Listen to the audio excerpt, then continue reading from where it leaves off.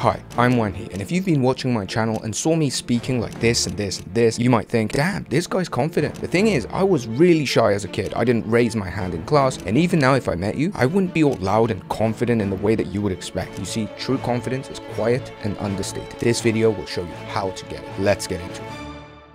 So true confidence is not about wearing sunglasses. True confidence is about getting these 8 things down that I'm going to talk about. And the first of those is you want to start building your body. Now, I'm not talking about becoming like one of these gym bros who's slaving his life away in the gym, thinking that building muscle is going to save his life and change everything. But the pure fact that you're actually working your body, improving your body, seeing your body change in a way that is healthier, that looks better, this is the quickest way for you to start feeling more confident in yourself. There's a reason why all of these guides say you gotta hit the gym. It's not just the fact that you look better. You feel better inside about the fact that you're doing something to change yourself for the better. Now, of course, having more muscles gonna make your clothes look better. Having more muscles gonna make your belly fat go away, give you more angular jawline because of the increased testosterone. There's countless benefits that I always talk about, but the most important thing, whatever you do, is to start building your body in the gym. That part is obvious. If you want to know how to do that, I basically have a whole channel on it, how to build an aesthetic body that looks good without becoming a traditional gym bro. So check that out. Next, build your fighting skills. What do I mean? Do I mean just get in fights like the idiot in high school? No, don't do that. But what you want to do is train some kind of martial arts, and especially some kind of combat martial art. Boxing, kickboxing, jiu-jitsu, judo, wrestling. And what this is going to do for you as a guy is give you that kind of quiet self-reliance that if things became a little bit chaotic, you can protect yourself and maybe the people that are around you and next to you. And this doesn't actually have to be technically true. Let's say, I've been training, a bit of boxing, bit of jiu-jitsu. Let's say if I got in a fight with somebody that was like a trained fighter, I'm gonna lose. I have no chance against this guy. But in most normal situations, a guy that trains martial arts is gonna have a much better chance against an untrained fighter. And it's not even about what would happen if we fight. It's about how you carry yourself. You start to carry yourself just naturally in your posture, in your eye contact, in your body language, in a little bit more of that confident way. Not exaggerated confidence, just more of that kind of self-reliance, groundedness, unperturbed by loud noises and weird little things that are happening, because you know that you can take care of yourself, because you've been in altercations, albeit in sparring scenarios, with people who are using pretty much 80% to full strength. So this is super important. Now, again, I want to stress the fact it doesn't mean you want to get in fights, but you want to be able to handle fights if they come up. The knowledge that you will be able to handle it, or the self-belief that you could handle it, is going to manifest itself in confidence. Next, build thick skin. Now, as a young, scrawny kid, I was shipped across half the globe to the UK. This was early 2000s. I'm going to school. You can imagine there was a lot of racism. There was a lot of people trying to pick on you. I even went to boarding school growing up, so there was a lot of this. Now, looking back, this actually helped me build thick skin. There was so much insults and so much, given and taken, and so much that you had to go through growing up back in the day, not like nowadays where everyone's getting their feelings hurt too easily. As a guy, you don't want to be someone that gets hurt really easily emotionally, because there are a lot of things that can go wrong in life. Your friends and family might get sick. There may be accidents, physical injuries. I don't wish it on any of you, but as I hit my 30s, some of these things started happening in my life. And I realized, as a guy, you don't want to be the one that's freaking out. You don't want to be the one that's like, crying and relying on everyone. That's what boys do, right? So as you grow up, you want to build that thick skin so that you're not so easily emotionally reactive, that you can take care of your emotions, not react to every little bad comment on YouTube. Imagine the comment section on YouTube. I mean, to be honest, my comment section is pretty good, but sometimes you get the odd comment here and there. Imagine if I was like, what did he say? I'm such a, This does not come off as confident. Instead, you want to be able to brush things off. Now, how do you get that thick skin? Literally in the gym, you get thick skin by just crushing this skin and killing it over and over with heavy dumbbells and just grinding it and grinding it.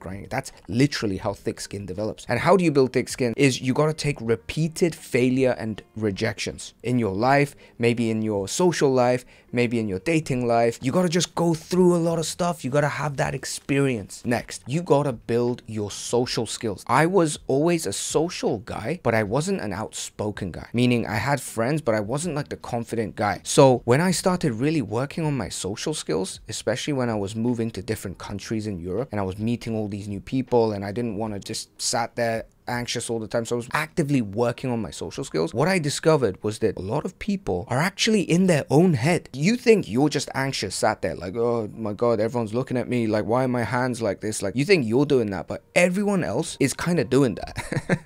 So you'll see that if you actually hold somebody's eye contact, not in like a weird creepy way, but in a steady, just nice way, because you're working on holding good eye contact, people will start to like and they'll get like really anxious about themselves. You realize that all the insecurities you might have had are actually in other people as well. Now, what do you do in this moment? You don't judge the other person, but what you say is, everybody's like this. It's all good. Let me just make everyone feel comfortable and at ease. Let me lead the conversation and bring out this positive vibes, empathize with them and listen to them and just make this a nice conversation. If you start to take this kind of leadership role in social situations where you know things are a little bit awkward and you're willing to kind of step up to ease the tension, this is what confidence is. This is what's gonna seem confident. Next, you gotta build your romance skills. So what does it mean to build romance skills? You gotta first of all be able to lead. You gotta ask the girl on a date. You gotta be like, okay, hey, I like you, let's do this. Hey, come check this out with me. That's leadership. But most people are scared to do that because they're scared that they will get rejected, right? The girl's gonna be like, nah, I don't want to do that. But over time, if you work on these kinds of things, you're gonna be able to lead the girl into dates, and on the date lead her to other places like, hey, let's do this. Instead of, oh, what do you want to do? What do you want to do? Well, why you want to do what you want to do?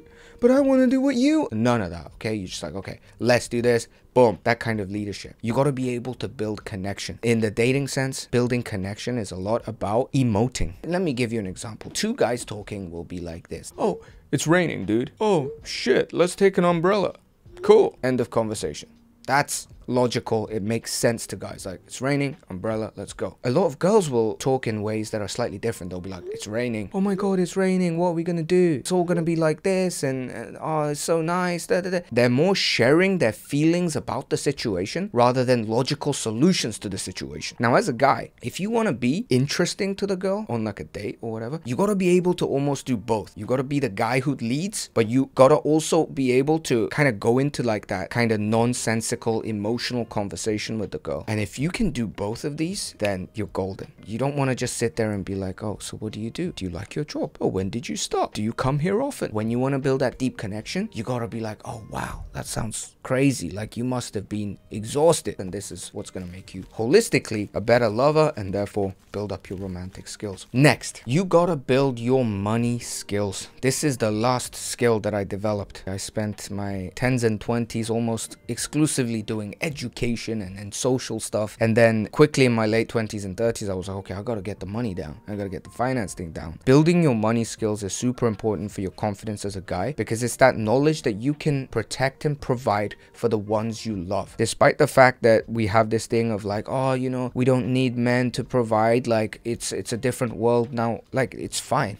I agree with that, actually. It's a different world now. Women are sometimes making more money than men and all this kind of stuff. All that might be true. But as a guy, your confidence, base confidence, will increase if you make more money, or if your ability to make money goes up. Because then not only are you able to protect and provide for other women, but to your friends, that's what's going to make you more confident. Next, you got to become a bit more stoic and present. This is actually where you can start to exude confidence. This is where you have that aura, the confidence aura. It's a bit like the thick skin point, where you're stoic, you're very present, and you have this kind of mentality of this too shall pass. You're not attached to each and every situation. You're not trying to make things happen and force things. You're kind of at ease with what's going on in life. And this is a really, really kind of old man wise vibe of confidence that is probably the best one of all the things we talked about, because everything else can kind of be faked, whereas this one is hard to fake, which means when you do display it,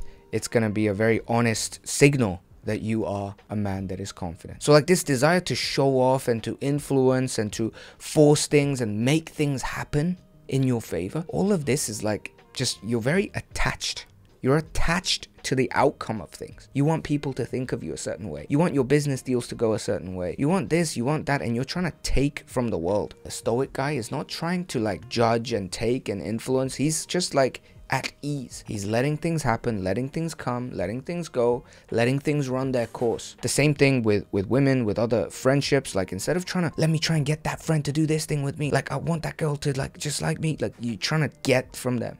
It's very needy. Instead of that, you're just like, you don't try to hold anyone and you're just at ease, let things flow, run their course. That is confidence. Next, you gotta become more authentic. You gotta become more yourself. So how do you become more authentic? It's not necessarily how do you become, it's more of how do you return to being authentic, right? Because obviously there was you, and then a bunch of personalities and happenings happened upon you, and now you've got this like first date personality version of you, and your Friday night with friends personality version of you, and your family holiday personality version of you. There's all these amalgamations of your personality that make up who you think you are. But before all those layers came on, there is that kind of you, who you were. It might come out when you're with your best friends, when you were a child doing what you absolutely love. You have to realize that that version of you was the most confident version of you. Being more authentically yourself just means accepting all of the faults that you have, all the things that we talked about. Nobody's going to be perfect in all of these. I certainly am not perfect in any of these. And also accepting past experiences and trauma that have made you that way, that have made you shy and too nice and not so good with women and not so good at making money. Like, coming to accept those things so that you can let them go and start to work on them, and just kind of reclaiming your shadow in terms of all the sides of yourself that you kind of repressed. This is the way to start to reclaim your authentic self, the true you. And when you can do this, this is confidence. In fact, it's better than confidence. It's authenticity, which I believe is really the only true confidence there is. And with that, we'll end this video. See you in the next video.